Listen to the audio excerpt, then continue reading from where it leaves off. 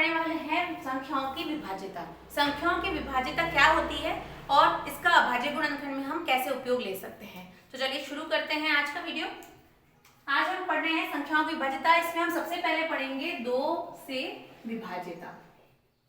विभाज्यता का अर्थ क्या है वो मैं आपको बता रही हूँ। 2 से विभाज्यता, विभाज्यता क्या होती है तो कि कोई भी संख्या किसी संख्या से विभाजित कैसे होती है उसके कुछ रूल्स होते हैं, वो हम पढ़ेंगे। 2 से विभाज्यता बोल रही है कि संख्या के इकाई का अंक 0, 2, 4, 6 या 8 तो वो संख्या 2 से पूरी विभाजित होती है। मतलब या तो उसका इकाई का अंक 0 होना चाहिए या कोई सम संख्या हो। सम संख्या हम पिछले टॉपिक में पढ़ चुके हैं। सम संख्या होती है 0, 2, 4, 6, 8 हो तो वो संख्या 2 से भाजित होती है। जैसे मैंने एग्जांपल ले लीजिए, यहाँ मैंने ले लिया 24 में इकाई का अंक 4 है जो कि एक सम संख्या है तो 24 में 2 का पूरा भाग जाता है। इसी प्रकार एक एग्जांपल मैंने ले लिया 48 भी 2 से पूरा विभाजित हो जाएगा क्योंकि इकाई का अंक हमारा एक सम संख्या है। एक और एग्जांपल ले लें, जैसे हमने ले लिया 2500 तो 2500 में भी 2 का पूरा भाग जाएगा। वो क्यों? क्योंकि इकाई का अंक 0 है। ठीक है, आगे पढ़ते हैं 3 से विभाज्यता। 3 से विभाज्यता, 3 से विभाज्यता का अर्थ है कि कोई भी संख्या है जिसके हम अंकों का योग करते हैं तो अंकों का योग करने पर प्राप्त होने वाली संख्या यदि 3 से विभाजित होती है तो वह संख्या भी 3 से विभाजित हो जाएगी। इसको हम एग्जांपल से समझते हैं। जैसे मैंने यहाँ पर लिख दिया फॉर एग्जांपल 465 क्या 3 से विभाजित होता है? ये देखने के लिए हमें क्या करना पड़ेगा? हमें 4 + 6 + 5 करना पड़ेगा। अब इसको जोड़िए, 6 और 4 10 और 5 15। क्या 3 के पहाड़े में 15 आता है? 3 का पहाड़ा तो आप सबको आता होगा। 3 एकम 3, 3 दूनी 6, 3 तिया 9, 3 चौक 12 और 3 पंजे 15। तो 3 को हमने 5 बार पढ़ा तो हमारे पास 15 आ गया। तो इसका मतलब 15 का भाग 3 में जा रहा है तो 465 का भाग भी 3 में पूरा जाएगा। पूरा जाने का अर्थ है कि हमारे पास शेषफल के रूप में 0 प्राप्त होगा। चलिए एक और एग्जांपल लेंगे। जैसे मैंने ले लिया 1368, इसको भी जांच करनी है विभाज्यता की। इसकी 3 से विभाज्यता की जांच करनी है तो करेंगे 1 + 3 + 3 + 8। तो चलिए जोड़ लगाइए, 3 और 3 6 और 7, 8 और 7 15। यहाँ पर फिर से 15 आ गया। तो वही चीज है कि जब 3 15 में विभाजित होता है तो 1338 में भी 3 का भाग पूरा जाएगा। आगे हम पढ़ रहे हैं 4 से विभाज्यता। 4 से विभाज्यता, यहाँ हमको विभाज्यता की जांच करनी है। तो 4 से विभाज्यता कहती है जब किसी संख्या के इकाई और दहाई से बनी संख्या 4 से विभाजित होती है तो वह संख्या जो दी गई है सवाल में वो पूरी 4 से विभाजित हो जाएगी। इसके लिए अब एग्जांपल ले लेते हैं 156764। यह कोई संख्या मैंने ले ली है, इसकी हमें भाज्यता की जांच करनी है। तो हमें क्या देखना है कि इसके इकाई पे कौन सा अंक है और दहाई पर कौन सा अंक है। तो हमें ये इकाई दहाई दोनों अंक लेने हैं। जैसे इसका इकाई दहाई का अंक बनता है 64 यानी 64। तो 64 क्या 4 से विभाजित होता है? हमें इसकी जांच करनी है। अगर 64 4 से विभाजित होता है तो ये पूरी संख्या भी 4 से विभाजित हो जाएगी। इसके बाद हम पढ़ते हैं 5 से विभाज्यता।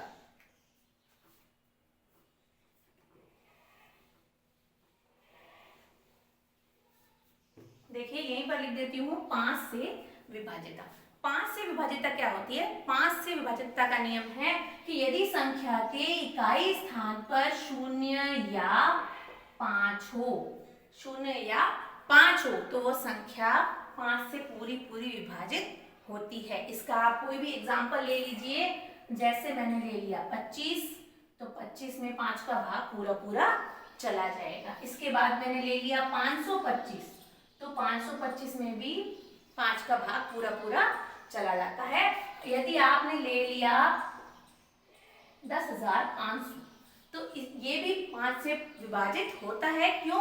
क्योंकि इसके इकाई स्थान पर 0 है और यहाँ पर देखिए इकाई स्थान पर 5 है, फिर इकाई स्थान पर 5। तो ये कुछ उदाहरण मैंने लिखे हैं। आप इसी प्रकार और भी सवाल संख्या लेकर प्रैक्टिस कर सकते हैं। आगे हम पढ़ेंगे 6 से भाजकता। देखिए 6 से भाजकता क्या कहती है। तो 6 से विभाजकता की जांच का नियम है कि यदि कोई संख्या 2 व 3, 2 और 3 दोनों से भाज्य हो, 2 व 3 दोनों से अगर विभाज्य होती है तो वह संख्या 6 से भी विभाज्य होगी। तो इसका आप कोई भी उदाहरण ले सकते हैं कि ऐसी कोई संख्या जिसमें 2 का भी भाग जाता है और 3 का भी भाग जाता है। मैंने पहले आपको एग्जांपल में एक ऐसी संख्या बताई थी जिसमें 2 का भी भाग जा रहा है और 3 का भी भाग जा रहा है, तो वो संख्या क्या होगी। जैसे मैंने लिखा था 252। 252 देखिए इकाई का अंक 2 यानी सम संख्या है, तो इसमें 2 का भी भाग जाएगा और संख्या के अंकों का योग कीजिए, 5 और 2 7, 7 और 2 9, तो ये 3 से भी विभाज्य होगी। तो यह संख्या 252 6 से भी विभाज्य हो जाएगी। इसके बाद हम पढ़ रहे हैं 7 से विभाज्यता। आगे लिखते हैं 7 से विभाज्यता। 7 से विभाज्यता बहुत ही इंपॉर्टेंट है और आपको नॉर्मल सी बुक्स में ये मिलेगा भी नहीं, तो ध्यान से देखिएगा। 7 से विभाज्यता कहती है कि जब संख्या के अंतिम 2 अंकों को दुगुना कर दें, तो अंतिम अंकों को दुगुना करके शेष अंकों से बनी संख्या यदि विभाजित होती है तो वह 7 से विभाजित होगी। तो हमें क्या करना है, संख्या के अंतिम अंक देखना है। कोई भी अंतिम अंक देखेंगे उसको हम करेंगे दुगुना और उस अंक को निकालने के बाद जो संख्या बचती है उसमें से उस अंक को हमें घटाना होगा। तो चलिए एक एग्जांपल देती हूँ। 2429 यह कोई संख्या है। अब इसका अंतिम अंक देखिए, अंतिम अंक है 9, ठीक है, अंतिम अंक है 9, तो हम अंतिम अंक को सबसे पहले डबल करेंगे, तो 9 का डबल हो जाएगा 9 दूनी 18 और हमारे पास शेष संख्या बच गई है 242। अब हम क्या करेंगे, 242 में से हम इस 18 को घटाएंगे। अगला स्टेप देखिएगा, 242 में से हमको क्या घटाना है, 18। 242 में 18 को घटा देते हैं तो हमारे पास बचता है 224। क्या बचेगा, 224। अब क्या करेंगे, अब ये भी 3 अंक की संख्या है। अब फिर से लीजिए, इसका इकाई का अंक क्या है, 4। अब 4 को दुगुना कीजिए तो 4 दूनी 8, पीछे बच गया हमारे पास 22। फिर हम करेंगे 22 में से किसको घटा देंगे, 8 को। 22 में से 8 को घटाने पर हमें प्राप्त होगा 14। तो 14 क्या है, 7 से विभाज्य है, क्योंकि 7 दूनी 14 होता है, इसलिए यह संख्या हमारी जो संख्या थी वह 7 से पूरी विभाजित हो जाएगी। तो एक बार दोबारा सुन लीजिए, 7 की विभाज्यता कह रही है कि कोई भी संख्या है यदि उसका अंतिम अंक को हमें करना है दुगुना और उसको जो परिणाम प्राप्त हो रहा है उसको हमें शेष संख्या से घटा देना है, ठीक है। इसी प्रकार यहाँ पर भी ऐसे ही करना है, अंतिम अंक को दुगुना करके शेष संख्या से घटा देना है, तो जो हमें शेषफल प्राप्त होगा वह 7 से विभाजित होगा, तो वो पूरी संख्या भी 7 से विभाजित हो जाएगी। चलिए आगे देखते हैं।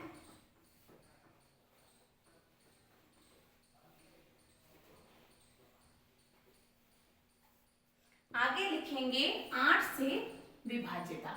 8 से विभाज्यता क्या कह रही है, जब उस संख्या, कोई भी एक संख्या ले लीजिए, संख्या के इकाई, दहाई और सैकड़ा, मतलब सैकड़ा, दहाई, इकाई ऐसे भी ले सकते हैं कि अंकों से बनी संख्या यदि 8 से विभाजित है तो वह पूरी संख्या 8 से विभाजित हो जाएगी। जैसे हमने एक एग्जाम्पल से समझते हैं इसको। 257192, यहाँ एक संख्या मैंने लिखी है 257192। अब इसमें देखिए क्या बोला गया था कि इकाई, दहाई और सैकड़ा, हमें पीछे के क्या लेने हैं, इसका मतलब हमें पीछे के 3 अंक लेने हैं, पीछे से इकाई, दहाई और सैकड़ा। तो हमें देखना है कि क्या 192 में 8 का भाग जाता है या नहीं जाता है। तो जब 8 का भाग 192 में चला जाएगा तो ये संख्या 8 से विभाजित होगी। तो हम कर देते हैं 192, यहाँ पर 8 का पहाड़ा लिखेंगे, 8 दूनी होगा 16, तो यहाँ पर बच जाएगा 0 और 3, ऊपर से उतार लेंगे 2, 8 चौके 32, यहाँ आ जाएगा 0 0, तो यहाँ आ गया 24, मतलब हमारा शेषफल हमारे पास 0 आ गया। तो ये संख्या 8 से विभाजित हो जाएगी, क्योंकि इतनी बड़ी संख्या में आप 8 का भाग भाग लगाएंगे तो काफी टाइम लगेगा। तो हमें संख्या की विभाज्यता की जांच के लिए विभाज्यता के नियमों का ज्ञान होना बहुत ही जरूरी है। चलिए आगे देखते हैं 9 से विभाज्यता क्या कह रही है। तो 9 से विभाज्यता 3 से विभाज्यता की कॉपी समझ लीजिए, क्योंकि 3 से विभाज्यता कह रही थी कि अंकों का योग करने पर संख्या 3 से विभाजित होनी चाहिए।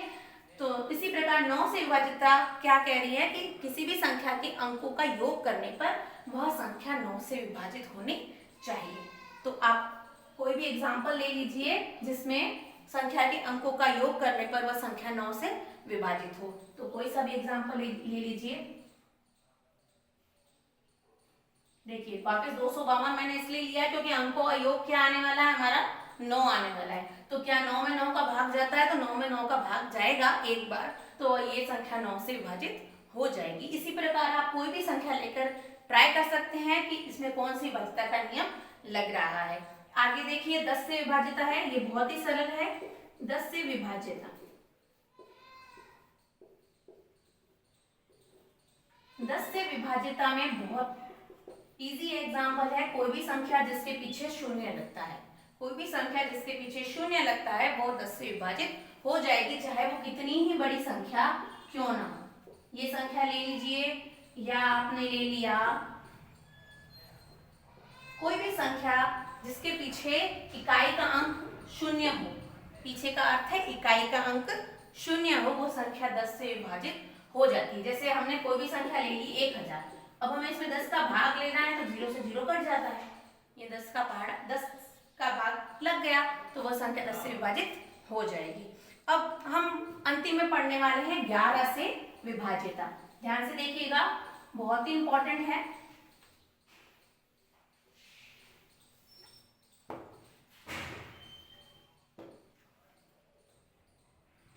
ग्यारह से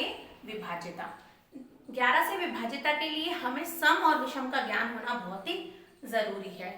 ठीक है, तो कोई भी संख्या जिसके इकाई से हम प्रारंभ करते हैं और बाईं ओर चलते हैं, तो क्या करना है, कोई भी एक संख्या लेनी है, उसको इकाई से हमको गिनना है और बाईं ओर चलना है, फिर हमें उसके सम अंक और विषम अंक देखने हैं और फिर उन दोनों का अंतर करना है। तो चलिए एक एग्जाम्पल लेते हैं और फिर इसको समझते हैं। एग्जाम्पल ले रही हूं 712 7362 712 7362। अब ये कोई संख्या है, ठीक है। अब इसका इकाई 2 है, 2 से हमें कहाँ चलना है, बाईं ओर। आप इसके सम अंकों को देखिए और विषम अंक को देखिए, तो हमें एक छोड़कर एक, इसको ले लीजिए, इसको ले लीजिए, इसको ले लीजिए, ठीक है। फिर इसके बाद इसको लेना है, इसको लेना है, इसको लेना है और इसको लेना है। तो हमको क्या करना है, इनका और फिर इनका योग करना है। योग करके हम क्या करेंगे, योगफल को या तो इसका अंतर 0 हो जाए या फिर 11 हो जाए। इस 11 होगा तो 11 से विभाजित हो जाएगा, या फिर 0 होगा तो 11 से विभाजित हो जाएगा। तो आप करके देखिए, क्या कर लेंगे हम, सबसे पहले 6 + 7 + 1, यहां पर कर देंगे 7 + 2 + 3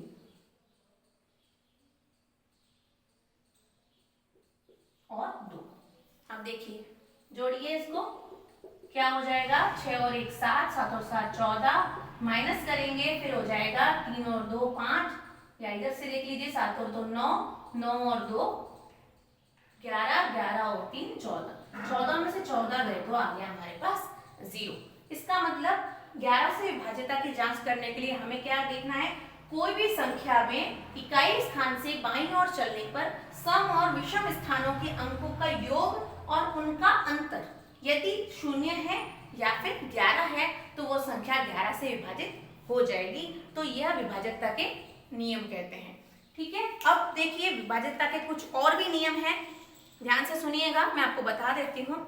विभाज्यता के कुछ और नियम जो हमें सिर्फ सुनने हैं, समझने हैं, ठीक है। तो यदि कोई संख्या एक संख्या से विभाज्य है तो वह संख्या उसके प्रत्येक गुणनखंड से भी विभाज्य होगी। गुणनखंड यानी वो किस किस पहाड़े में आ रहा है या किस किस अंक से विभाज्य हो रहा है। ये विभाज्यता का एक अन्य नियम है।